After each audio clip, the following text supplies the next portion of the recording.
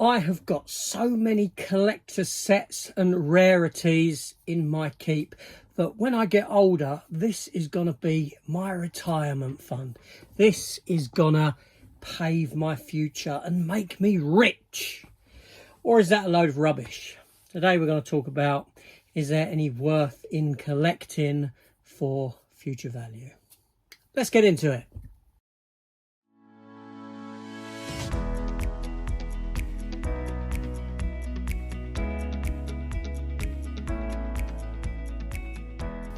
So hello everyone and welcome back to the channel and another discussion food for thought video.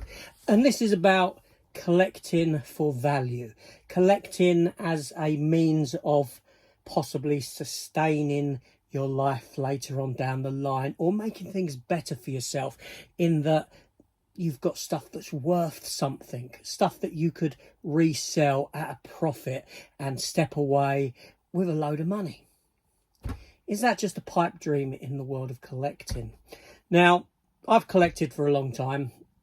I've collected since I was a young lad. Not so much films. I mean, I did collect films, not for the purposes of value or anything like that, because I liked films.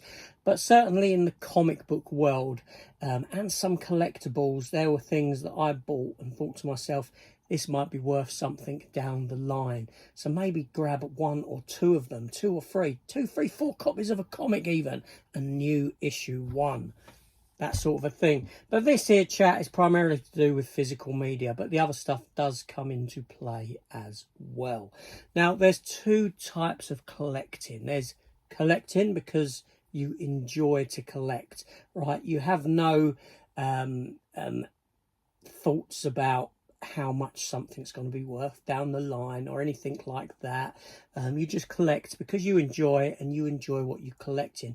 You collect the films because you enjoy watching the films. You collect the comics because you enjoy reading the comics. But then there's the other side of collecting, the darker side of collecting, the side of collecting that inevitably will leave you disappointed. And that is collecting for worth, speculator collecting. And I don't like speculators. I don't like the process, the mentality behind speculating on a purchase. I think that it makes a mockery of collecting. To be honest with you, that's my thoughts on it. I know that there's people in the community that will buy 2 copies of stuff, keep one sealed, keep one opened, because, you know, that sealed one, I'll be able to sell that down the line at a profit. Is that the way things are going to work out, though, or not? Now, like I said, I have dipped into the speculating world of things in comic books, but I'm going back to the 1990s when I was much younger and not as wise as what I am now. And I remember when things like the first issue of Spawn came out from Image Comics, the first issue of Youngblood. Let's buy 2 or 3 copies of it because later down the line this is going to be worth something. The Death of Superman, let me buy 4 or 5 copies of that because later down the line this is going to be worth something.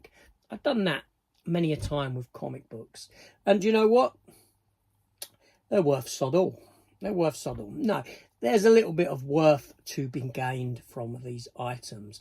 Okay, so first of all, let me talk about Superman issue 75. The reason I want to bring that up because it's something that I can focus on, and I can show you example of exactly what happens with something in this world. And with this, it happened very fast. Now, when it comes to physical media, I'll be honest, I know I've got some stuff that carries a bit of a value, you know, that sort of collector's edition of the Mummy, things like that, but you're paying through the nose for it at the offset anyway. But there we go. But with Superman 75, this came out in 1993. This comic, it was black, in a black sealed bag with the Superman S on it, dripped with blood. It was the comic in which Superman got killed by Doomsday, and this thing hit the news. This was on news stations that this was coming out, that this had been done in the comic story, and this is something that had never been done before in the comic world. We live in a different world now where we know that this is just all gimmicky stuff. But back then it wasn't. It was a big deal. So this comic sold out. This comic sold out in a matter of hours. And it cost something stupid, like maybe £2, £1.85, something silly like that back then in 1993. And everyone and their mother went into comic shops and bought them. I'm talking just people off of the street, standard people off the street, because it was in the newspapers, it was reported by the press. Everyone run out to grab this comic. It was printed in its droves. There was loads of them printed. I went around different comic shops. Some comic shops were limiting the amount they were selling to people. I managed to get maybe 5 copies of it. 5 copies. I still have a couple sealed upstairs in the attic. Within a day, this comic book went from being bought for about £2 and was exchanging hands about £75 to £80, right, in a day, within 24 hours. That's how crazy this went. All of a sudden, everyone who had multiple copies of it started to sell their copies back to the comic shops. What happened then? Demand. Supply and demand is what comes into play. All of a sudden, the price starts dropping because more and more are getting handed back in for a return on the investment, so to speak. And now that comic book you can probably pick up for about 10 quid. 10 quid, okay? It lasted that long. You know, it was a blink of an eye that this cost of this went up, hit the roof, came back down. That's an example of exactly what happens in the collector's world. Now, I think that you know, and this is just my opinion, right? Just my opinion, right? Don't get your niggers in a twist because of it. But I think that kind of collecting is stupidity. It was done by me. Like I said, I was much younger. I was a young boy when I was doing that, and it was silly. As a grown man, I don't buy into that sort of stuff. I don't buy stuff because there's a potential value behind that item, because further down the line I could potentially sell that item for far more than what I purchased it for. It's stupid mentality, right? Why is it stupid mentality? Because you're never going to see a return on your investments. You're never going to see that return come back to you, right? If you consider everything that I've got in this room, all my collector's editions, all my DVDs, all my Blu-rays, TV box sets, all this sort of a thing, right? I'm never going to get a return on this stuff that I paid out for it. That's never going to happen. When you take an individual item, yes, I might have an individual item that, you know, I could potentially sell for more than what I paid for it.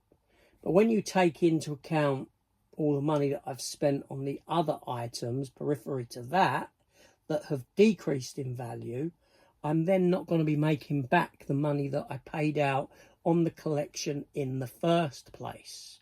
Okay, case in point is this here, right? Amazing Spider-Man issue 129, the very first appearance of the Punisher, Marvel Comics, from 1974. Now this comic here, as it is graded 6.5, I bought this for about £150, maybe about 12 years ago. 150 quid for that comic. It was the one Punisher comic that I needed to. It was the gem in the crown. It was the crown jewel of my collection of Punisher comics. Now I've got every single Punisher comic from conception to date. One way or another, I have everything, but I never did have an original printing of this. I've got several reprints of it, but not an original printing. So I paid £150 for this. I could probably sell this now for upwards of £1,500. So that's quite a big uplift on this item. But when you take into account the money that I've spent on all the other Punisher comics, and the fact that I know that the return on them is going to be less in a lot of cases than what I actually paid in the first place, I'm running at a loss overall of that collection as a point of reference. And this is where we're at with this. Now, why is it that we think this way? Why is it that we feel that we should collect and keep a hold of things and keep them in a mint condition to potentially sell later on and down the line. Because you'll find that a lot of these collecting habits are coming from people around the age group that I sit within. It goes back to the 1980s. Now, there's a lot of toys that come out, a lot of toys that we played with as kids that are now worth a lot of money, that go for a lot of money. Think of all those Kenner Star Wars figures that you had as a child and that you played with. How many times have you seen some of them come up and sell for quite a bit of money, and then you're sat there thinking, my God, I used to have that. I used to have that very figure. If only I kept it. If only I kept it, I could be rich. No one kept things back then. No one collected things like what they do now. Right? We've all been conditioned by these events of the past and seeing these things that we played with as young kids become collectible. And then in turn, more and more people have become collectors. Adults have become collectors of toys, of comics, of things like that, in the hope of a return.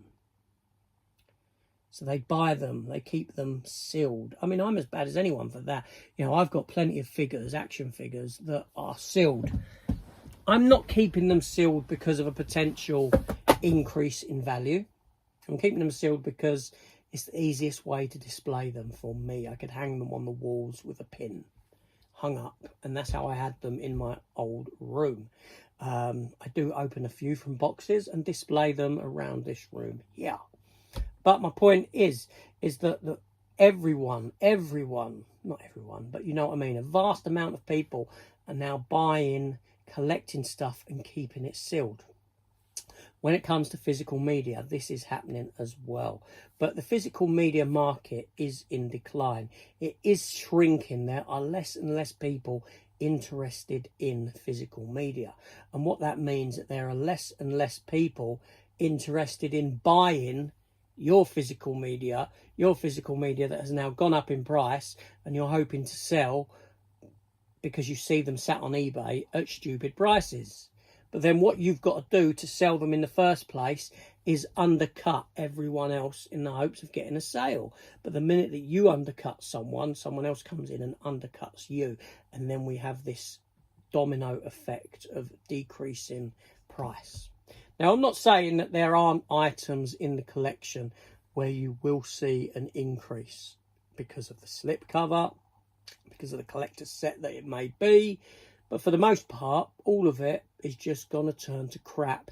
And even if it does carry a value, the chances of you selling it become slim to none, because there's less and less of an audience or of a collector's market out there to buy it in the first place. To be able to sell something, it's all right for me to say that this item here is worth 1,500 quid. Okay, I've got to find someone who will pay that for it. Pay me that for this item. That's the hard part, getting someone to find who will pay you for it. So even if it is technically worth something, you've got to find someone who will buy it.